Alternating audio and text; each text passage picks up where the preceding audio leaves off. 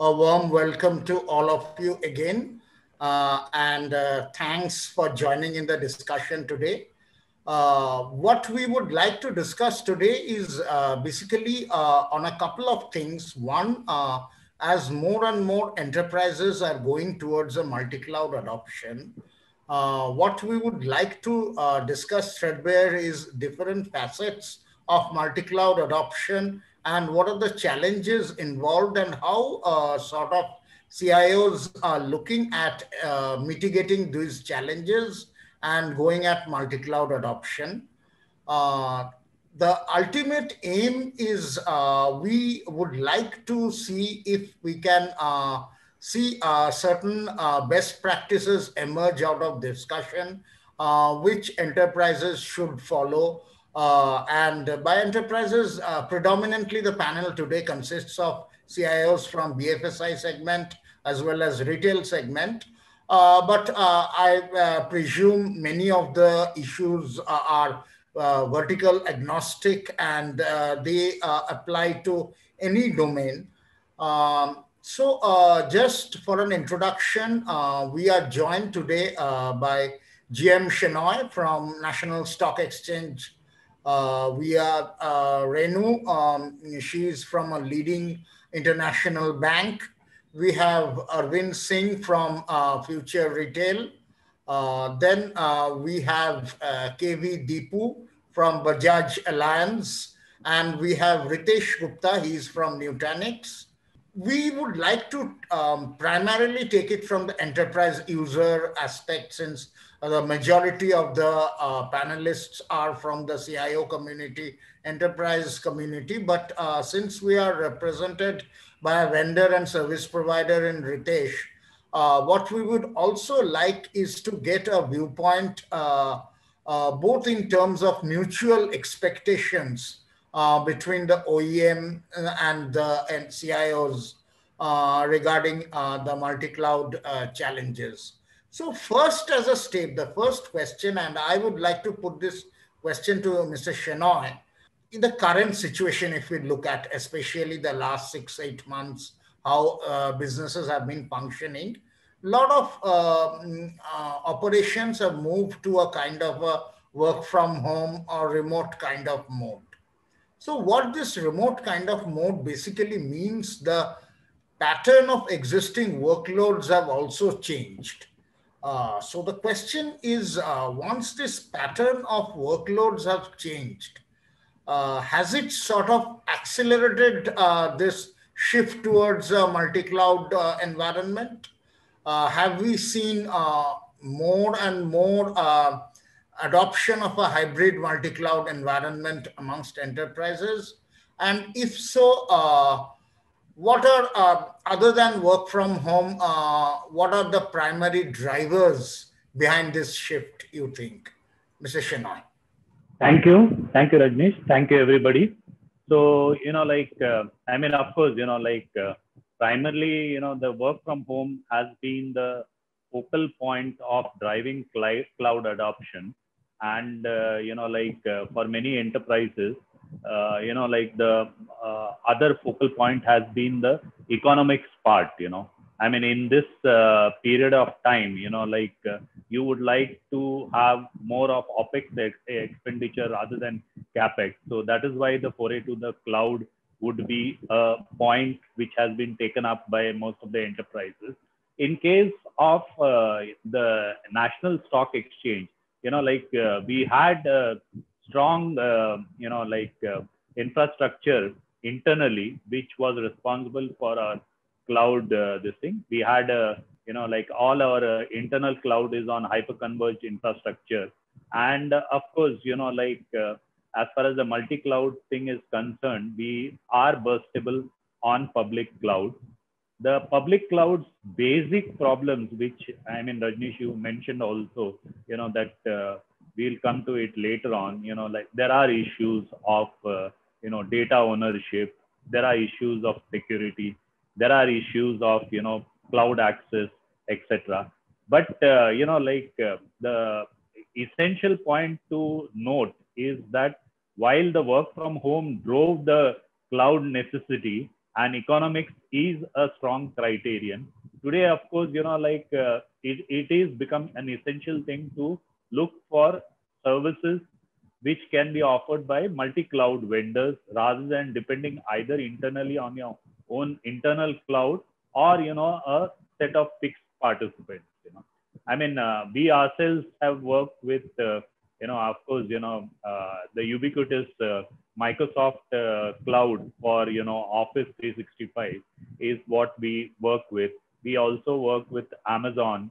We also work with other cloud providers, depending on the infrastructure and application which we would put on. Most of the work has been from an infrastructure as a service, but we are also looking at platform as a service. Cloud software as a service as such has been limited to CRM and other things only. So this is broadly, in a nutshell, what I would see as the environment currently, which is driving us to a multi-cloud environment. And would leave it to you, Rajneesh, to moderate with the other people and get their views also on how it is going in their area. Okay, thank you. You have touched upon, we will discuss these in more details. Couple of issues here you mentioned. One was about the economics part of it, and the other was when you gave that NSA example that you are using the ubiquitous Microsoft Cloud you mentioned. So we will talk about that. I'll come to you, Renu. Now, your experience, you have experienced both as a service provider and an enterprise user. This economics part, what I'd like to know, we realize that enterprises are looking at more and more hybrid cloud as they are moving from an CapEx to an OpEx model. My question is, are there very strongly measurable matrices to sort of successfully check these how these economics are managed, the economics of scale for enterprises are managed? Are there measurable matrices for it? Okay, first of all, my views on the cloud adoption itself. So if you look at, say, 2-3 years back when we were saying that cloud, organizations, especially in banking and financial services, are wary of using cloud because of the security reason, I think we have been past that. So there is usage of cloud, private, public, hybrid, hosted, private, etc. So now the challenge is because there are internal production applications in any enterprise, as well as vendor hosted applications, there are a variety of clouds. Clouds offered by vendors, clouds subscribed by us, our internal, enterprise cloud. So there are a variety of clouds, and which again include public, private, and hybrid. So when you talk about multi-cloud, right, I differentiate it against the hybrid cloud. By multi-cloud, I expect a provider to actually act as an aggregator and take away all my heterogeneous instances of cloud and offer me an aggregated single environment and be able to integrate and orchestrate it. What are the matrices in that environment? Coming to your question, I would, as a CIO or CTO, I would like to see the optimal cost per transaction. That's the end result I want.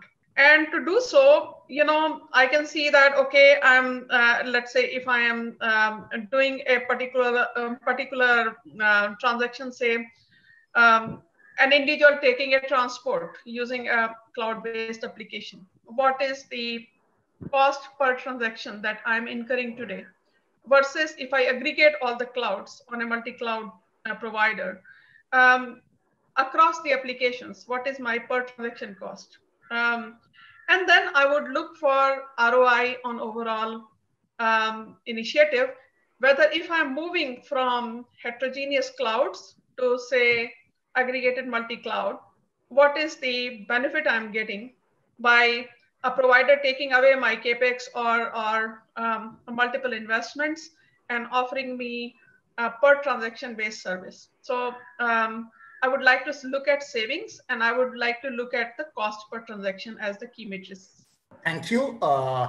That's a very interesting point you brought in about initially that in a multi-cloud environment, you are looking from the service provider from the aggregator perspective, and he should orchestrate all type of clouds, and the ultimate outcome should be optimal productivity for that. So that's a nice view, and I'll come to you, Deepu. And my question here is an extension of this area. So once we are talking about this aggregator model of a service provider providing an aggregated model, or even a hybrid cloud scenario, if we are talking out, where there are certain applications which are perhaps on a public cloud, and then there are certain maybe core applications which are more on private cloud. Either they may be hosted by third-party data centers or in-house. My question is, as a CIO, as an enterprise CIO, what are the challenges involved in reconciling these multiple applications in different types of clouds? One, yeah. And the second is, what do you expect, say, from a vendor like Nutanix, who is perhaps performing the role of what Renu says is an aggregator? What are your expectations that he will deliver to you as a CIO? So from a challenges perspective, I see three challenges. One is, ensuring governance and compliance, because for most companies, there are multiple, compliance requirements and which need to be met regardless of, where the data resides. So therefore, data governance from that perspective becomes critical. Secondly, I think the lack of, app management, because when you have multi-cloud environments, they make it easy in a way to lose track of, which applications are running where and how much is the cost every day. So I think that again becomes a challenge. Thirdly, spiraling costs. What happens is, you have something known as a cloud sprawl, and the costs associated with each service can quickly spin out of control. Now, coming to expectations from service partners, it's very simple. Just give solutions to all of these. That's a very fundamental point you mentioned. Before I come to the next CIO on our panel, Arvind, I would like to take a vendor perspective from Ritesh, because you have heard two or three basically point of views coming out here. One, that the CIOs are expecting the service provider to perform a role of an aggregator, then sort of helping them reconcile different applications in different types of clouds.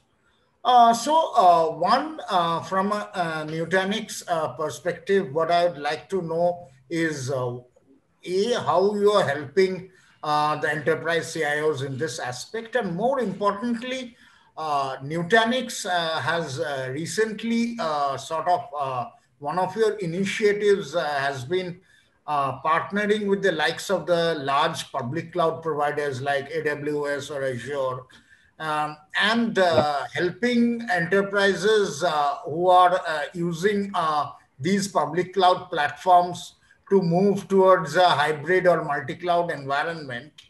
How are those initiatives geared up to help enterprises? So I'd like to put this to Ritesh. So thanks everybody, and Ritesh, thanks for the question. So Nutanix has been the leader in hyper-converged infrastructure. We call it ETCIO. But over the period of 5 years now, Nutanix is in India for the last 5 years, and in the 5 years, we have ourselves transformed the full form of ETCIO from a hyper-converged infrastructure to a hybrid cloud infrastructure. And when I say that, so recently we have tied up with the likes of AWS and Azure. And we have extended our partnership with these two public cloud providers, which means that we have something called as Nutanix Clusters. Now, that's the same cluster software which was available on-prem. We have now made it available on the two public cloud providers, which is AWS and Azure, and we will have, in the near future, the other two vendors, also the public cloud vendors. So, having said that, now as Renu said about the kind of an aggregator. So what we today we can offer to the customers. Let's say there's a customer who has set up an on-prem private cloud, and now he wants to have certain workloads on the public cloud. Now dependency can be on the application. Now for certain application, maybe AWS is the right choice. Certain other application, Azure can be the right choice. So from the same console, what we can do is we can provision the workloads either on-prem or on Azure or on AWS. So we are becoming a kind of a virtual aggregator, to call it, where you can pick and choose a marketplace. It's like you go into the hotel and you choose a menu card. You want a South Indian menu card, you want a Chinese, or you want a kind of North Indian menu card. So the menu card is available. You as a customer, this is your ROI analysis, this is your workload application dependency. You decide on the public cloud, the choice of public. Secondly, to answer to Mr. Deepu's question about the cost governance, so in the same solution, we have a cost and governance mechanism which was applicable to the on-prem solution. Now we have extended the same to the public cloud, wherein the security aspect is covered. So, for example, we have our SDN solution, which runs on-prem, and the same the solution can be extended to AWS. Customers don't have to purchase something else, so that we give a secure tunnel to the customer between an on-prem and a public. So I hope I have answered and touched upon both the questions. So as an aggregator, yes, we give you a hybrid approach to the customer, and we give choice to the customer. I mean, that is super critical. Whether you want on-prem, whether for multi-cloud or any multi-cloud, which cloud you want to go. Okay, thank you. I'll come back to you later on this. I'll come to Arvind now. The first point is, since you are representing the retail segment and what we know have happened in retail, the physical retail part has been one of the sectors which had some impact, seen some impact of the current situation. And as a result, what we have seen is increase in the e-tailing part, or the online retailing part has increased subsequently in these times. So that also means a lot of the workloads have also changed.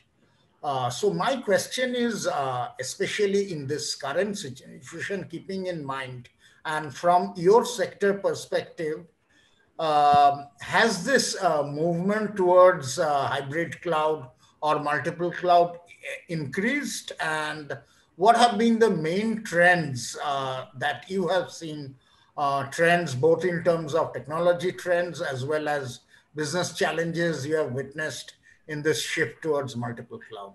I think from retail perspective, as you said, it has been a bigger challenge for us specifically. We have been brick and mortar primarily, then digital. So I would say COVID has been the reason of digital transformation in legacy retails like us. Okay, so we have been working on this for last 3-4 years, but I think the real translation or transformation has happened because of COVID. So because of COVID, we have adopted to work from home, which was not a very much appreciated, world from a legacy company perspective. So performance, the system performance, accessibility, everything has changed. The demand has changed. So instead of being a physical data store, we have now started migrating to multi-cloud world, where you get more flexibility of systems, better accessibility of systems, more secure environment, and then I would say nowadays it's all about innovation. So when you go into a multi-cloud world, you get benefits of different cloud offerings. So that's a great advantage when you switch to a multi-cloud culture. At the same time, I think the challenge is more about managing the complexity of multi-cloud environment, and the security, I would say, it's at a higher stake. I just want to add, while many have not gone full scale on multi-cloud, and given that COVID and the current situation has opened up more opportunities for better leveraging multi-cloud, one of the things that retail or financial services and other services sector would do is have better ability to continue moving their workloads based on the consumption pattern from one provider to other and have that flexibility in the hand. Yeah. So you know what are your data analytics needs, you know what are your storage needs, you know what are your AI/ML needs, and different applications which have different consumption patterns, and be able to switch around from one cloud provider to other, or move from one private or public or hybrid cloud from other, using the multi-cloud capability based on your consumption patterns. So that's certainly a big plus. I don't know what level of capability, say, Nutanix would provide in this dimension, but I think that's the key, you can say, criteria if one would like to go for multi-cloud. I think you rightly based, like it is more about the flexibility which you would look forward to, and the benefits of different innovations provided by different providers. If I go back a decade back, I guess I was working with RightScale, one of the companies which was more of a facade layer, which used to be cloud agnostic. You can at the back end, you can have Azure or you can have AWS, but all the scripting and scaling up, everything was managed on RightScale layer. So I've used it a decade back.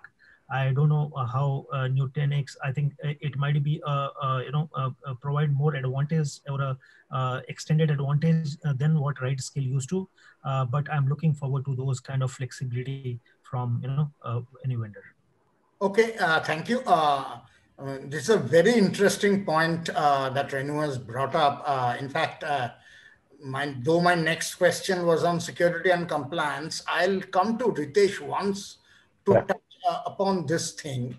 As a service provider, what Renu is saying, does Nutanix has this, because this ultimately needs a lot of not just flexibility, which Arvind is saying, but even managing this sort of complexity in terms of you have to sort of dynamically provision each of these activities in different kind of clouds. Do you help enterprises with these kind of scenario where they can have these different kind of clouds and different kinds of services and applications and provision there? So being the multi-cloud provider, I mean, the scalability and the automation becomes very, very important, as Renu ma'am also said. So what we have inherent solutions available with Nutanix is the scalability. Let's say, there is a new workload which comes in. I'll give an example, like during Diwali or during an Amazon sale, there is sudden burst in workload, and the customer or the IT team has to provision more virtual machines or more VMs. That is scenario number one. The scenario number two, that which we did for one of the banking customer, is one of the customer was running 200 VDIs on-prem, and suddenly because of the work from home, customer wanted 100 VDIs more in just 1 hour time. And what we did is 100 VDI users. So we provision 100 VDI users more from the AWS within an hour's time. So we have another solution, a VDI solution, and which we made it available for one of the ITS customer in a short span of time. Similarly, there is some other solution. There is a concept of hibernation or hibernating. In case the workload comes down, the usage comes down, we can claw back in such a way that your consumption goes down, your pricing goes down. So all these features, which I said, which is automation, scalability, from one data center of public cloud to the another data center of public cloud. And lastly, the hibernation part. I mean, you have reached a peak, Now the Diwali season is done. You have to come back, pull back, reduce the workload, so that at the end of the day, your ROI, which is super critical, your cost is managed. I mean, that all the solutions are possible with Nutanix solution. But Yeah. is it not default But available in any cloud provider? Like in Amazon also, you have this flexibility of upscaling and downscaling. Yeah. So, Arvindji, what I'm trying to say, Amazon has this option, Azure has this option. But a lot of customers still like SAP, since you come from retail, a lot of customers have still put SAP on-prem. They have not put SAP on the public cloud. But there might be a situation where certain modules of SAP, it can be APO, supply chain, BW, they may want to put it on public cloud or some module of SAP which they want to burst it to public cloud. In that case, then this hybrid or the multi-cloud approach becomes important. Okay. Okay. And that automation, if the customer is expecting and is investing in that, then he better gets that particular option to get that automation piece as well as scalability. just one more point I'd like to understand. See, what basically Renu had mentioned was this dynamic provision is depending on your consumption pattern of the enterprise. And so one is it's obviously being done on the fly. And as you correctly mentioned, there are different reasons how this consumption workload will also change. It can be seasonal like Diwali Yeah. or various other reasons. So, Yes. how geared up are the CIOs or enterprises to do these dynamic provisioning as per their fast changing consumption patterns? It depends on multiple things. One is the capability of the tool, product vendor, the solution that you have. Another is your need itself. And then finally, it depends on how quickly on demand you have access to the matrix. Because if I figure out my consumption pattern is changing and my need for certain applications in certain periods is higher or lower, then I plan my deployment on certain clouds accordingly. So my question would be that when you say how prepared the CIOs community are in leveraging this deployment based on consumption pattern, my question would be that how instantaneous and on demand the availability of the matrix is for leveraging such feature. Thank you. Got it. Understand. So I'll come back to the couple of very critical points, especially for BFSI. So I'll come to you, Mr. Shenoy, regarding the two biggest issues are security and compliance, especially for BFSI, and with an increasing remote working environment in the recent months, the cybersecurity vulnerabilities have increased manifold. So in a typical multi-cloud or hybrid cloud scenario that we are talking out, how would you advise, especially BFSI organizations and all enterprises in general, to sort of mitigate these cybersecurity challenges? And again, now almost every organization is global, so you're working with different conforming to different compliances from different geographies. So how would you also advise CIOs to look at these compliance conformances? Yeah, actually, I mean, for BFSI and more particularly our type of organizations, security and compliance are, much on a much higher degree than, dynamic provisioning on a burstable basis, So in a sense, first of all, the data residency, we choose clouds which have, local data centers, because, data residency is very important for us. I mean, one of the first criteria which we look for is that our data should be governed by the Indian laws and should be resident in India, especially, personally identifiable information. We have to see that it is protected properly And in that sense, we take all care to ensure that such information is not available on foreign, soil and, out of our control. So I think it is, both this compliance part and this thing is of importance to us in that, while, it may be okay for CRM type of data to be, utilized in an application which may not be resident within the country, but, for data which is paramount to our business and especially, of our customers, etc., it is important that it is resident within the country. We have the control and we have the security controls within our means also. So, we can go into depth on this also. But, even with vendors like Microsoft also, the encryption keys, there are multiple mechanisms by which they offer you facility of holding the keys or, holding the keys in a, storage vault under your control, etc. So, Rajnish, I agree, that as far as we are concerned, which is why, even to this day, our own internal cloud hosts a large part of our information and, the other information wherein, we are utilizing the other cloud, we take care to see the data residency part, the security control, etc. And it is not that, a decision is made ad hoc to, put our data on any cloud, which is why, while, for a development sort of environment, a burstable sort of, mechanism is acceptable. But for, our production thing, I think, it is more of a static decision than a dynamic decision, which is there. Okay, thank you.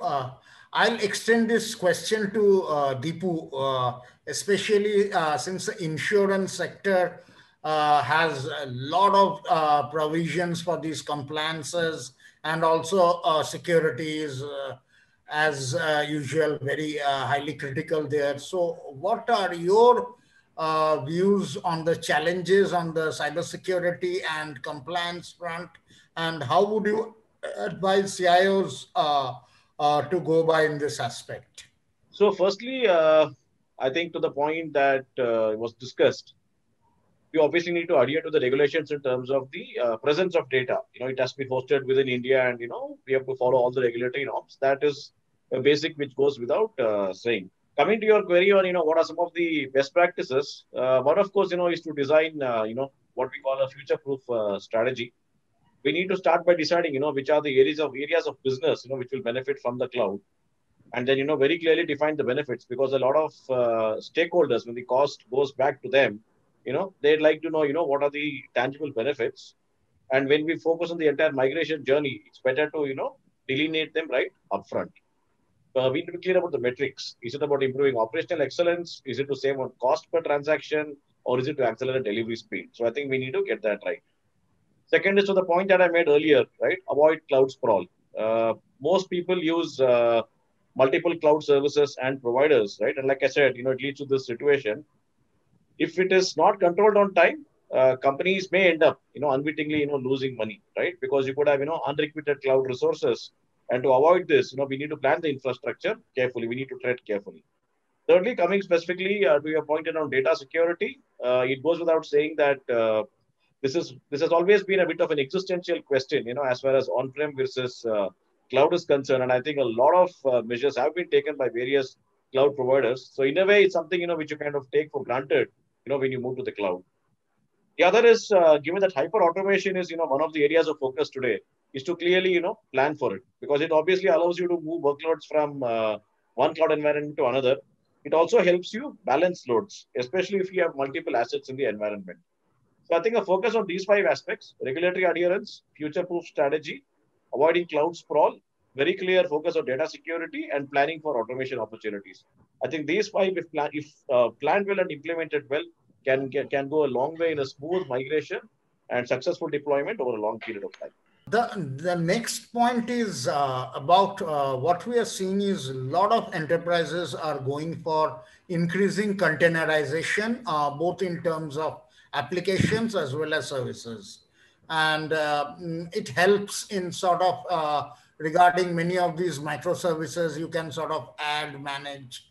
I'll keep this question open to all the panelists, and any one of you can answer. What, as a CIO, are the main challenges when you are sort of automating these applications, these containerized based applications, which are becoming very popular now, or these microservices, managing these microservices? What are the biggest challenges from a CIO perspective? So containerization actually, in the bank context, we have seen is to offer more flexibility and higher security. And in bank context, mostly I have seen use of the internal private cloud. I really do not have a view into multi-cloud and containerization. Maybe colleagues can pitch in. So what I can do is just because I have seen one of the bank recently adopted a containerized kind of a deployment for I think a treasury application. So when I met the CIO and his team, and what top three things if I would have to say, uh, you know, the CIOs have to think about. Number one is the right use case and what will be the outcome. I mean, is the TPS transaction per second will be better?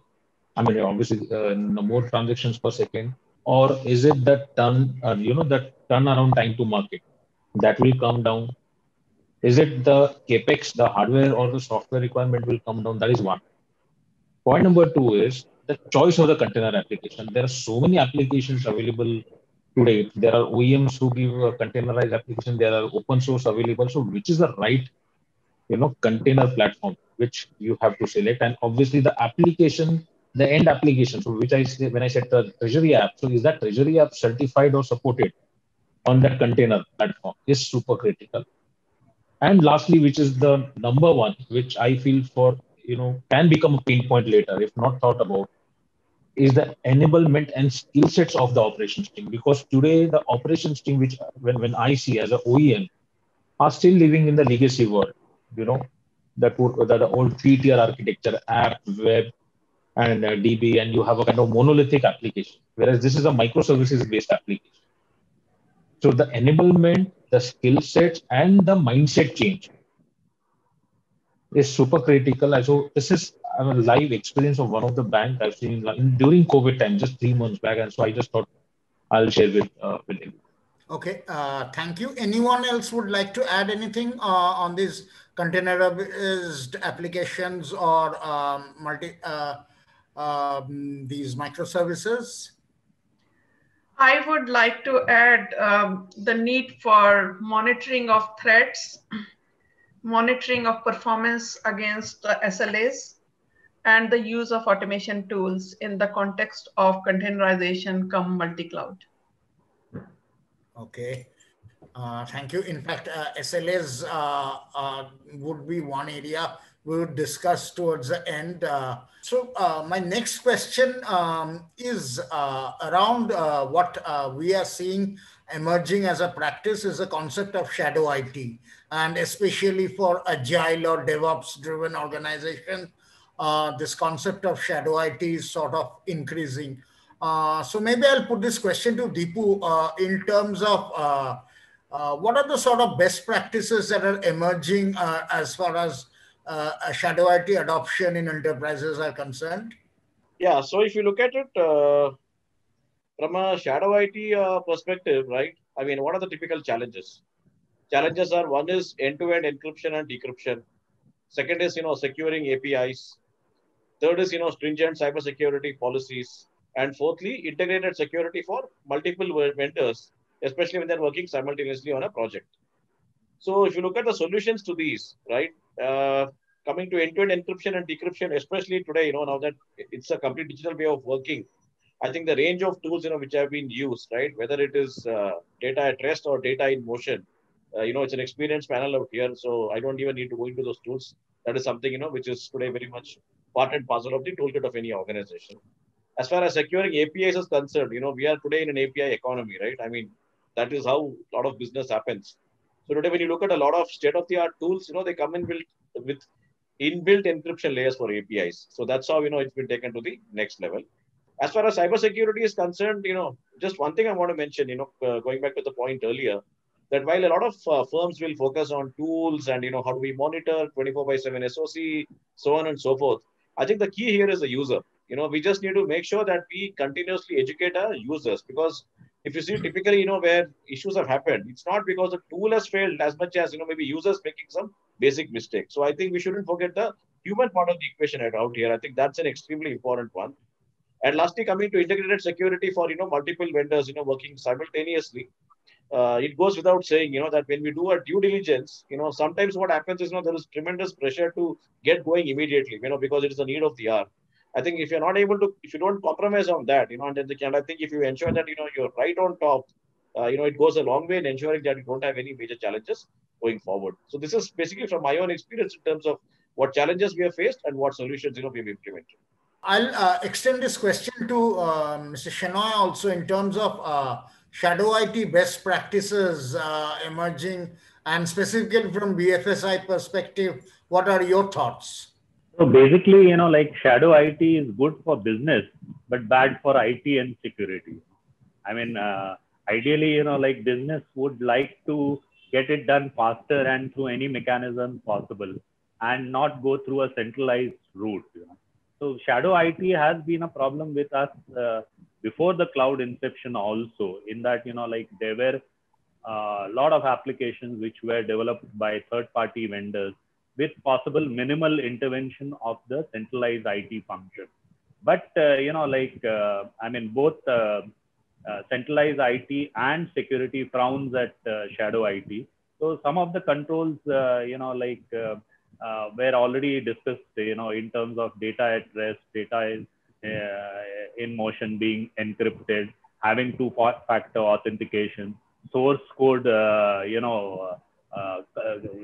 verification, tools like, which do source code analysis to find out flaws, etc. So now what we have done is, that irrespective of, how the business wants it, it can be a third-party vendor also. But nevertheless, the IT team is involved, and the centralized security team is also involved in it. I don't know. There is one new terminology. I'll say that I am also much ignorant about it. But in the cloud area, there is something called as the Cloud Access Service Broker, which is there, and which promises to provide lot of focus to the security organization about what type of applications are in the cloud, what is the assets which are in the cloud, and what type of controls are there. So I'm also, I would say I'm ignorant about that, but that is something which our security and we also are looking at in a big way as far as the shadow IT in cloud is concerned. Arvind, I would like to ask you if you can throw some light on the cloud service broker concept and the overall shadow IT concept that we are talking about. If you can add some. Shadow IT, I think, as panelists touched on, it has pros and cons.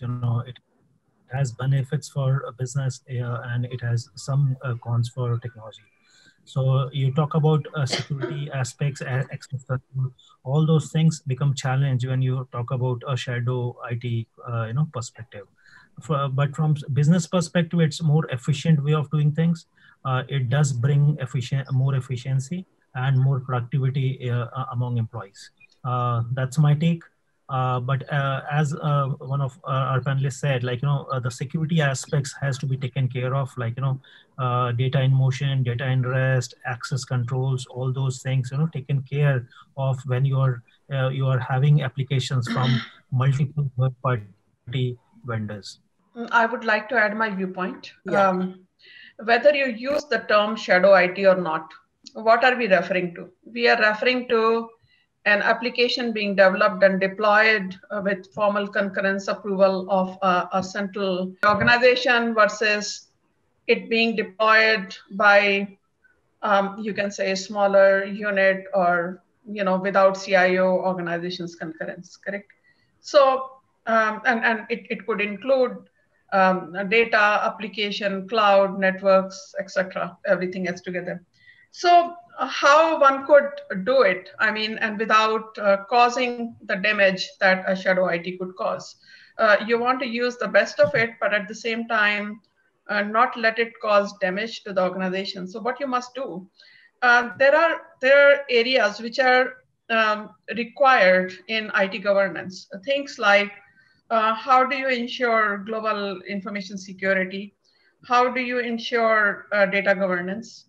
How do you ensure compliance and any remediations or security and use of tools or UI UX compliance or compliance with, say, data security and Disability Act and various other things which a CIO organization may enforce.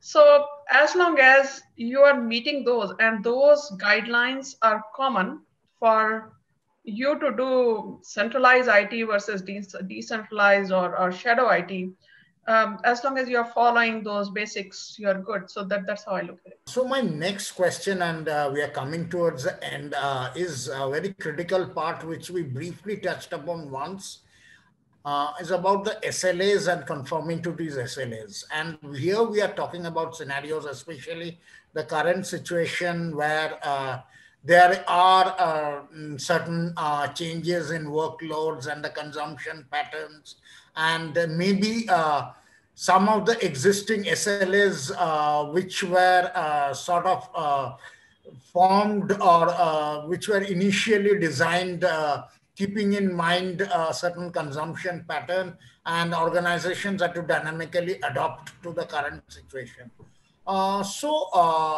When we are talking about this shifting towards multiple cloud and some of the concepts we talked about, what are the challenges in regarding conforming to SLAs? And first, I would like to ask all the CIOs, what are your expectations from the service providers, and how do you sort of hold them accountable for maintaining those SLAs? So maybe Renu, you can start. Okay, so my expectation would be, so your question is specifically is that my workloads are changing and I have certain cloud providers with whom I have undergone certain SLAs.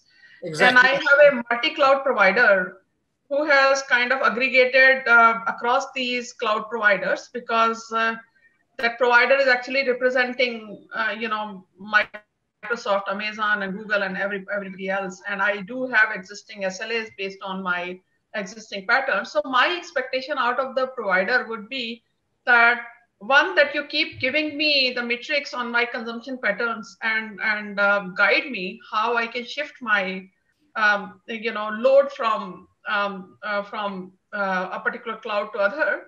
Another is that how likely I am to meet those SLAs, or where there could be breach against certain SLA based on the current performance that I'm seeing, and issue me a guidance based on the metrics, that I'm actually needing a 99.9% adherence or uptime, etc., versus I currently have 95%. So that kind of guidance also should come, and it should be possible to move from one provider to other, or even change service level agreement within the existing provider through this multi-cloud provider. I call them as, let's say, aggregator. Okay, thank you. Deepu, you would like to add something on the SLAs? Yeah. So if you look at it, see, the whole reason for moving to the cloud, right, is flexibility, right? And you also look at, efficiency. And especially as you have, more SaaS and PaaS products coming in, right? You're looking at how do you optimize workload, reduce cost of IT infrastructure, and also during peak time, how do you look at scalability and reliability? So adding on to what my co-panelist said, for me, if you look at SLAs, it's about how do you raise the bar on basically 3 points, apart from, of course, looking at your basic monitoring of metrics. One is sourcing, right? Because the desire is to basically, increase agility.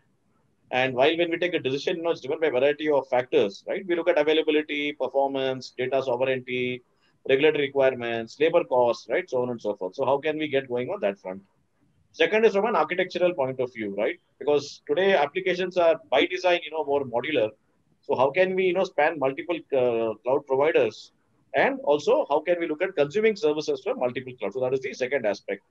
Third, and most importantly, this I think lies at the heart of any discussion that we do, is on governance. Because when we ensure operational control, right, we also want to unify administration and monitoring of our various systems. And also, we'd like to use this to standardize our policies, procedures, processes, and also look at how do we leverage tools there. Tools which can help us, enable cost governance and optimization across multiple providers.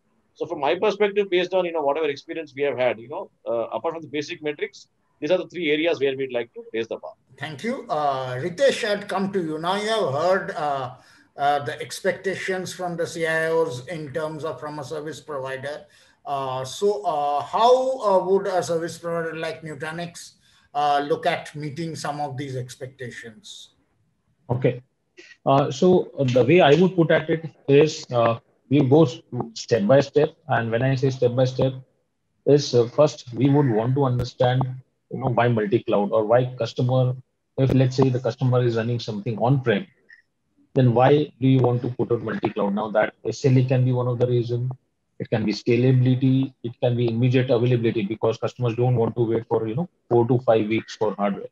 It can be an ROI. And today, like when we speak to a lot of CIOs, the ROI becomes very, very important point today.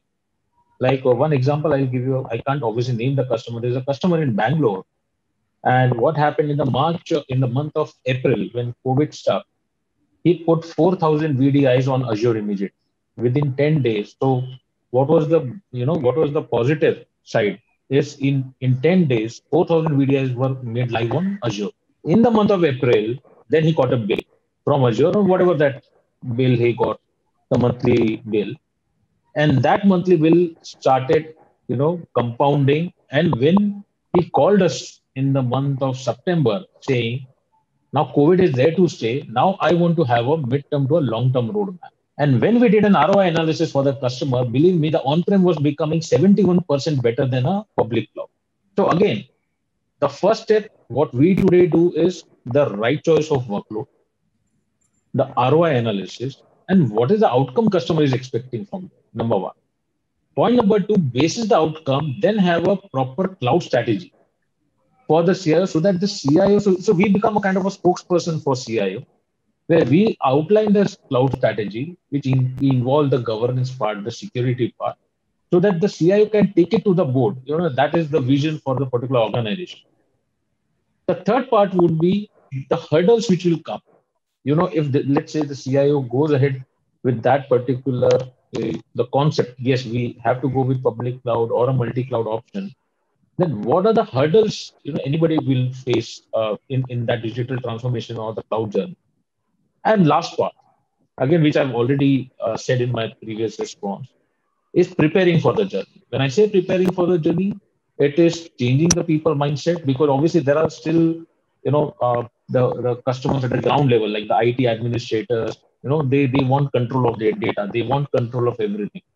So the change in people mindset and the people skills. So this is the way we try to guide, our customers in their journey, because gone are the days when we go to the customer and say, hey, customer, we have so much CPU, so much RAM, so much of capacity. Today, the customers are more educated than OEM, believe me. And when we have to meet the customer, obviously, as an OEM, our duty is to give them incremental information, give them the expectation on what are the business benefits rather than telling them these are the technical benefits. I mean, that is what I would want to say. Got it. Thanks. So before we conclude, and we will have a last question for each of the panelists. Before that, very briefly, if I may sum up the sort of the main things we discussed about the changing pattern of workloads. We discussed about dynamic provisioning as per the consumption pattern. We discussed about the economics and the ROI. We discussed about shadow IT in terms of having a decentralized IT versus a centralized IT. We talked about containerized applications and microservices architecture. We talked about security and compliances. What I would like now, each of the panelists very briefly to mention one large trend or practice, if I may say, towards multi-cloud adoption, which you would predict would happen in the Indian scenario over the next 6 to 12 months. So I'll start with you, Mr. Shenoy. As I said, our thing from a cloud, multi-cloud thing is more of, applications rather than anything else. It is not that, like we wanted to have a multi-cloud strategy per se, but, the applications, like they say, horses for courses, so multiple applications have had multiple scenarios in which they had, different cloud environments to work on. Like a website is in a different environment, office is in a different environment. Our own internal cloud supports multiple things. Essentially, what I would say is, even from our organization, what parameters are important, for an especially a financial services organization, whether it is our own cloud or other multiple clouds which is there. Our two, I would say, factors, or like you said, SLA factors, which we look at is basically availability and continuity. Availability in terms of that when we want, it should be available for the application and for the data access part which is there, and continuity, because business continuity is an important factor for financial services organization. So how do they manage replication? How do they manage the continuity part? What sort of co-located other entities are available where we can utilize the services, etc. So this, I think, sums up what we have as a strategy for multi-cloud access. Okay, thank you, Renu. If I may ask you, what would you feel the most important best practice emerge? Trend, if I summarize in one word, is Uberization. And the expectation or where the industry is evolving and what I'm expecting from multi-cloud provider is orchestration and integration are the keywords I will use. Thank you. Arvind? From my perspective, I think it's more about automation and innovation. Get the best of services available from various cloud providers without any hindrance. A lot of hindrance, in managing it. Okay, Deepu. I think we already covered all the points, Rajnish. But if I were to just put it in 3 words, it'll be hyper automation, it'll be availability, and security. I think these 3 things will come to define the environment going forward. That's lovely. And Ritesh, you have the last word. I've already covered everything. So for a moment, I'll remove my advisory hat. I'll put a sales hat.